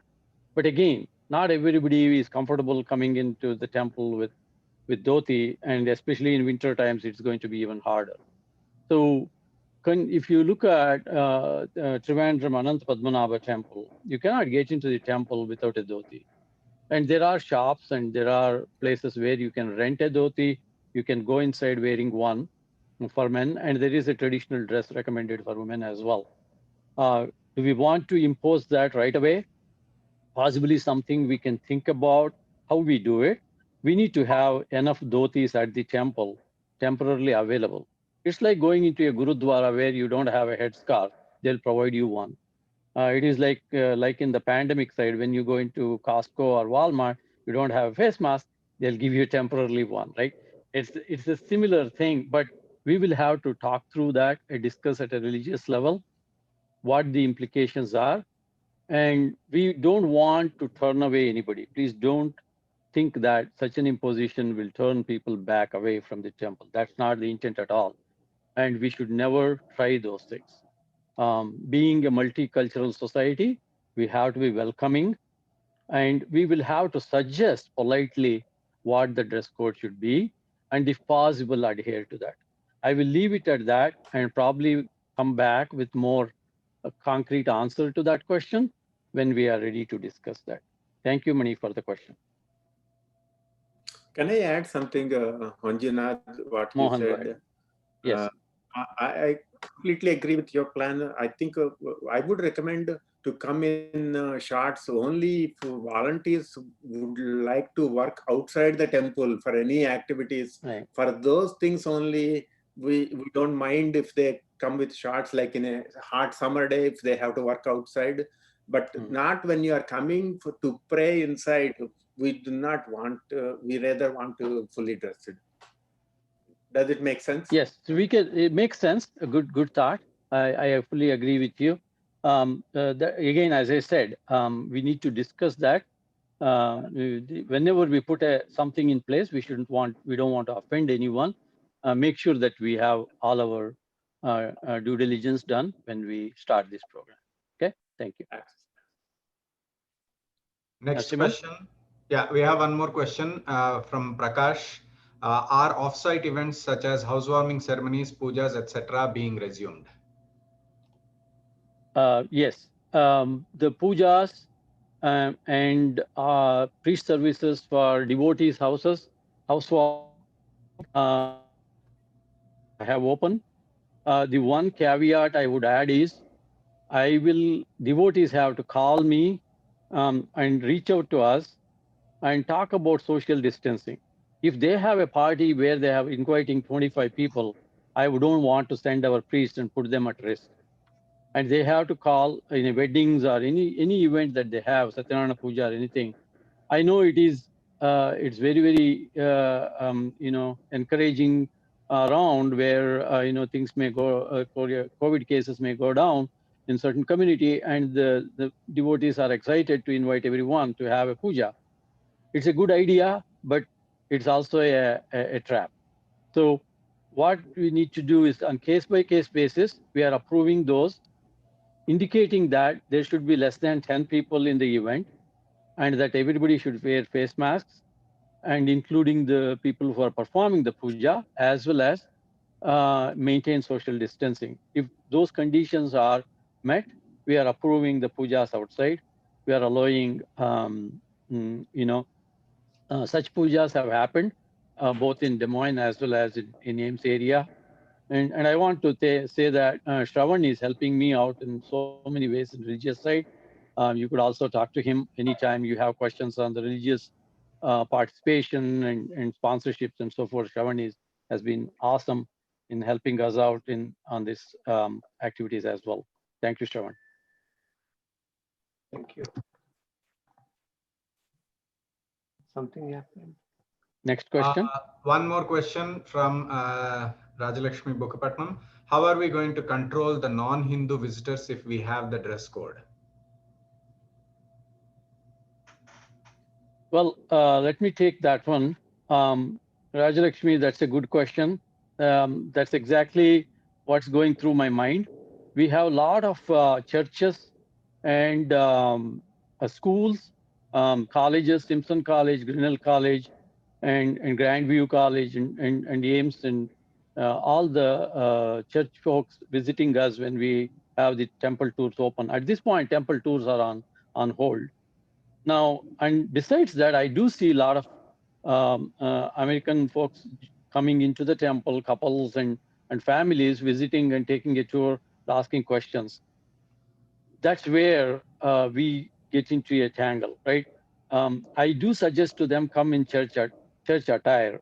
Church attire, when you say, has a very good dressing sense, with any dress going below the knee roll, and that's recommended in churches. However, when somebody visits the temple, we need to be cognizant of the fact that they might have been going on Highway 17 towards Ames or somewhere, and they suddenly saw our building, our temple, and decided, okay, let's take a look at it. Should we turn them away? No, certainly not. We can probably, when we introduce this this program, can talk to them at the front desk and suggest that, and maybe tell them, would you really want to go inside, or could you take a peek from outside and leave if we have the policy? Those are things that we need to talk about. Those are things that would probably determine whether we will implement it or not. Manjunath, Thank you for the question. Can I make a comment on that? Yes, Janik. I think one way we can, as you might see in Tirupati and other prominent temples in India, one way we can do a hybrid, at least initially, is people who are performing services may need to come in traditional attire. That is some, like, for example, you are sponsoring a Abhishekam, right? And you are taking your name and Sankalp, right? That we can probably start, thinking about making that as a mandatory one, right? Visiting is different, at least, performing Sankalpam with your spouse, or, you are doing yourself. If you take Sankalp, that means, you are bowing to, like, for example, Tirupati, before a foreigner visits Tirupati, they have to sign declaration that they accept Lord Venkateswara as the supreme God. And And even Puri, so there are conditions like that. So I think people who are taking Sankalp, who are going to perform services, I think, we can think about enforcing dress code slowly. I mean, that would be a starting point, right? And excellent, excellent. Yeah. I agree with you, Janaki. Perfect add to the conversation that we are having. I think we should consider those aspects, and let's say we start with, as you said, a hybrid approach, with families who are performing a puja come in dhoti and the traditional dress. And if they don't have a dhoti, we will provide one at the temple, that kind of a thing. And then we can slowly start implementing a phased approach to see how that program works. Very good points you have, and I think we'll consider that. Right. Looks like we don't have any more questions. So if there is any other question that any attendees would like to ask, please type it in the Q&A section. I have one other congratulation note. So before I read that, I just wanted to let everybody know that if you still have questions that you are thinking of, please feel free to type them up in the Q&A box so we can read them and the board members can answer. Narsima, I do have one question that's not here, but a generally posed question. This is to Shravan. A lot of people during election time, they reached out to me asking about eligibility criteria. What is temple membership, and how do one get a membership, and how do we temple determines who is a member, who is non-member? Can you educate us on how that process works? Yeah, sure, Janaki. Thank you. Can you hear me? Yes. Okay. So I think before going to the board membership, I also wanted to chime in one more thing, right? So this is about communication. A lot of times, so this is to do with our participation today. It could be, right? So when we send out the communication through MailChimp, there is always this issue of, people say, I don't get emails, right? So I don't know how many of that happened today, but that is one of the common thing that we are seeing, and we need everyone's help here. I think devotees help here. Me and Narsimham talked about how to make it happen, put some FAQ, put some different ways at the counter, because temple is our best way to get these things resolved. So how do we make that happen? Because they need to basically confirm a couple things to make sure they are getting the email. And one of the alternate approach that we are looking at it is basically putting the same thing on our website, because a lot of people are going to website. So today, like I think I heard 20 people are watching live YouTube. That could be probably because we have a live YouTube channel on our homepage. So people were clicking on it and they were able to see it. So that's the general thing I want to call out on the communication. In terms of membership, definitely this is a good opportunity, good time to discuss about that. I shared that information on the homepage, right? So according to our bylaws, again, we have a membership criteria. $250 or above is a 1-year membership. So anytime, like let's say last 1 calendar year, usually we try to look for January to December, but it's not like specifically January to December, but let's say elections are in August, right? So we were looking at until July. So last 1 year, if they did anything $250 or above. So based on that is what first criteria is. Second criteria is 25 hours of volunteers. So if you did 25 hours of volunteer, our manager for last 2 years is keeping track of it. And the executive committee, like, Sridhar has some information. So whoever, like, either we have the name, or if we don't have and someone says, hey, I volunteered, we just check our records and then basically add it, because it's possible that we might have missed a couple people. And that's what happened even in this. Every year it happens. We might have, 5-10% misses. Like, so for example, Narsimha mentioned, we shared 330 families in the beginning, right? That's our initial first cut. We got about 20 families added to it upon families reaching out, because we have to look at last 5 years history sometime. So this is where the next cut is, if you donated $1,000 for last 5 years, so that's a last 5-year membership. So if someone says like I donated $1,000, or we already have it in our records, we will check that, and then that's the second level of membership. And then the third level of membership is 5,000 and above. They are life members.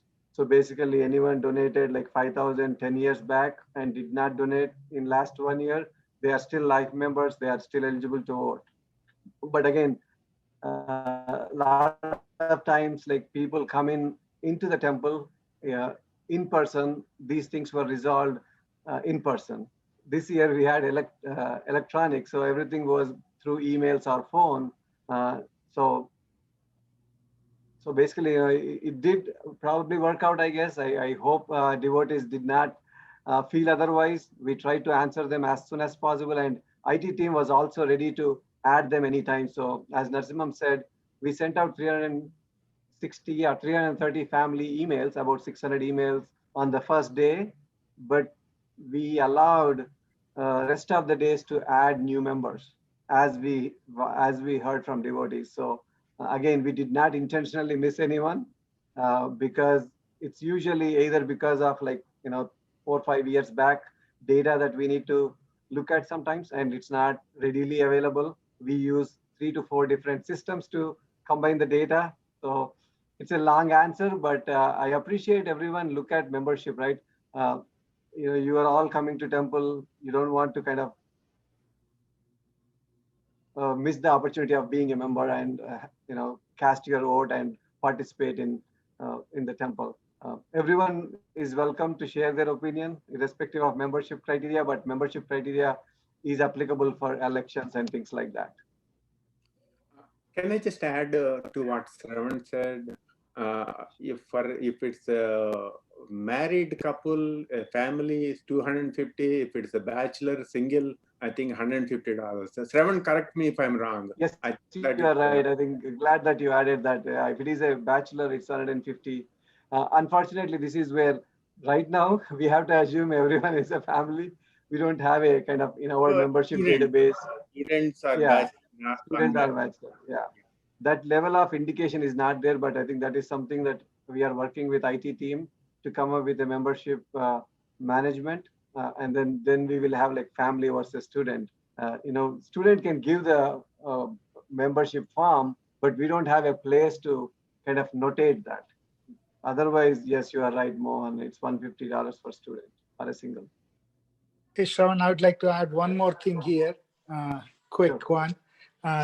This is not just with the election. This one request to everyone who is listening to this or the devotees is generally in a year or sometime when you are there at the temple, please make sure that your address and the email address is up to date. Not just with the election, but at the same time, we send the donation, tax forms. We definitely need the email address to be on the file up to date. So if you can check proactively or make sure it's all good, that helps us as well. Thank you.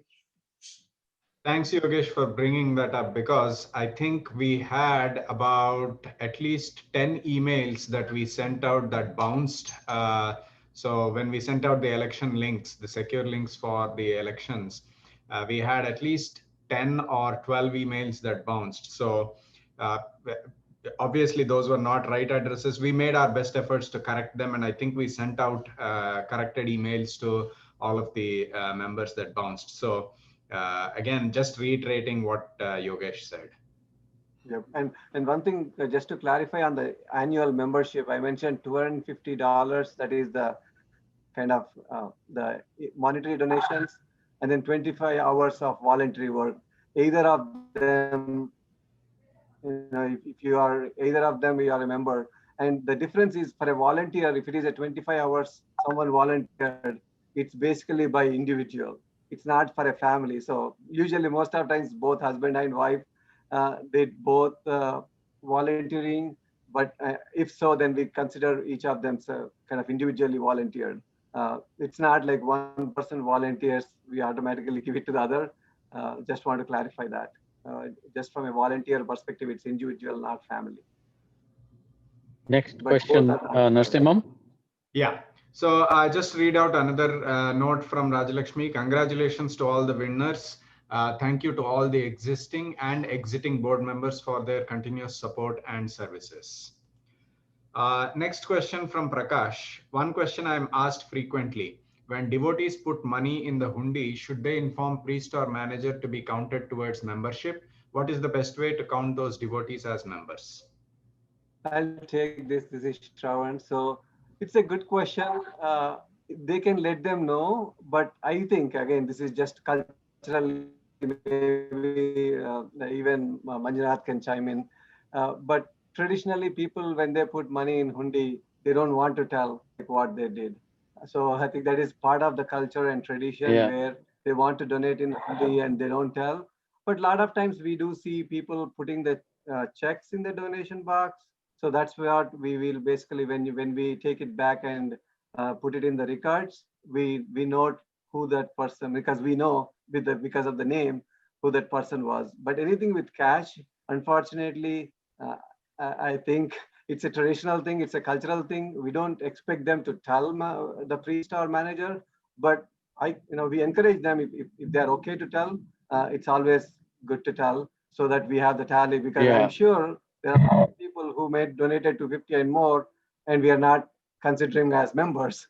So that's Right. unfortunately unable to official paperwork. I just want to add the context there, right? I mean, if you go to Tirupati and Srivari Hundi, where a lot of money is being donated by devotees, nobody wants to say how much money they are donating. That is because the reverence and the offering that we do for Lord cannot be disclosed. We should not measure it, we should not count it, we should not do anything. That's the traditional belief.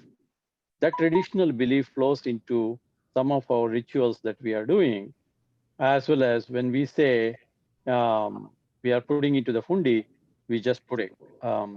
If there is a need that it be counted as a membership, you could probably add a check or something that way.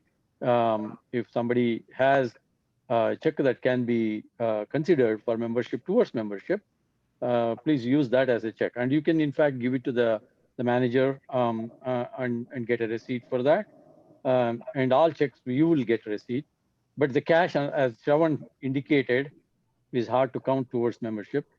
But it also has a significance in the traditional belief that offerings to God, whether it is food or whatever we do, we say Krishna Arpanamastu, or in the end we say Sarvam Govindam. It's going to the feet of the Lord, and we do not take any count of that. That's the traditional belief.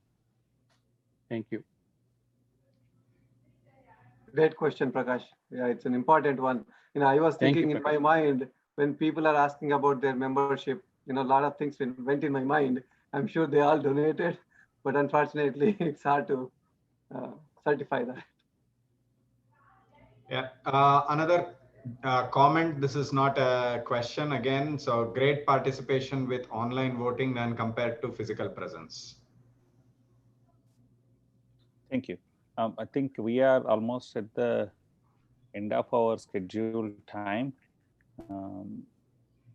Unless anyone has a comment, I think we should wrap up on time.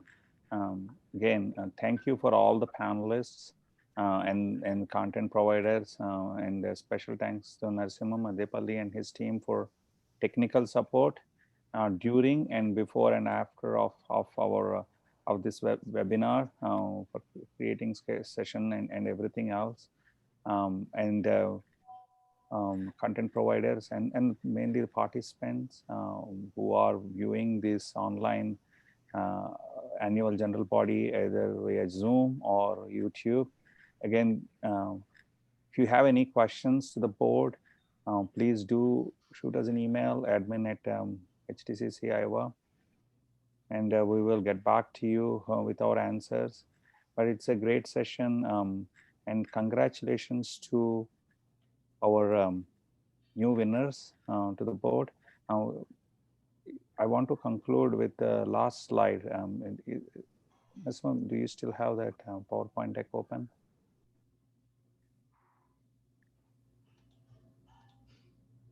Okay, thank you. So this is the spirit of our Hinduism, right? We become what we want to do, right? This is also there in Christian tradition as well. God doesn't control your soul. It's your desire. In our Upanishad and in our Puranas, it was clearly called out. Your strong desire, whether it is Sati Savitri or whoever that is, they were able to fight with their destiny and came up with their own outcomes, right? Your desire to become who you want to be is within you. So your faith, if you want to be Hindu, the deeper you think about Hinduism, the deeper ardent devotee you're going to become. You can argue that I know I'm not a devotee and religion is not there. That is what you're going to get. But the more you involve with the temple, the more you attend these services, the more religious you feel, you're going to get attracted into that and become one. Right? It all matters of inner peace. So that is what this temple is supposed to do, provide you a place where you can witness that and experience that. If you want community, you come to temple, you get community. If you want religion, religious spirituality, you get that. You want to meditate, this is place of worship.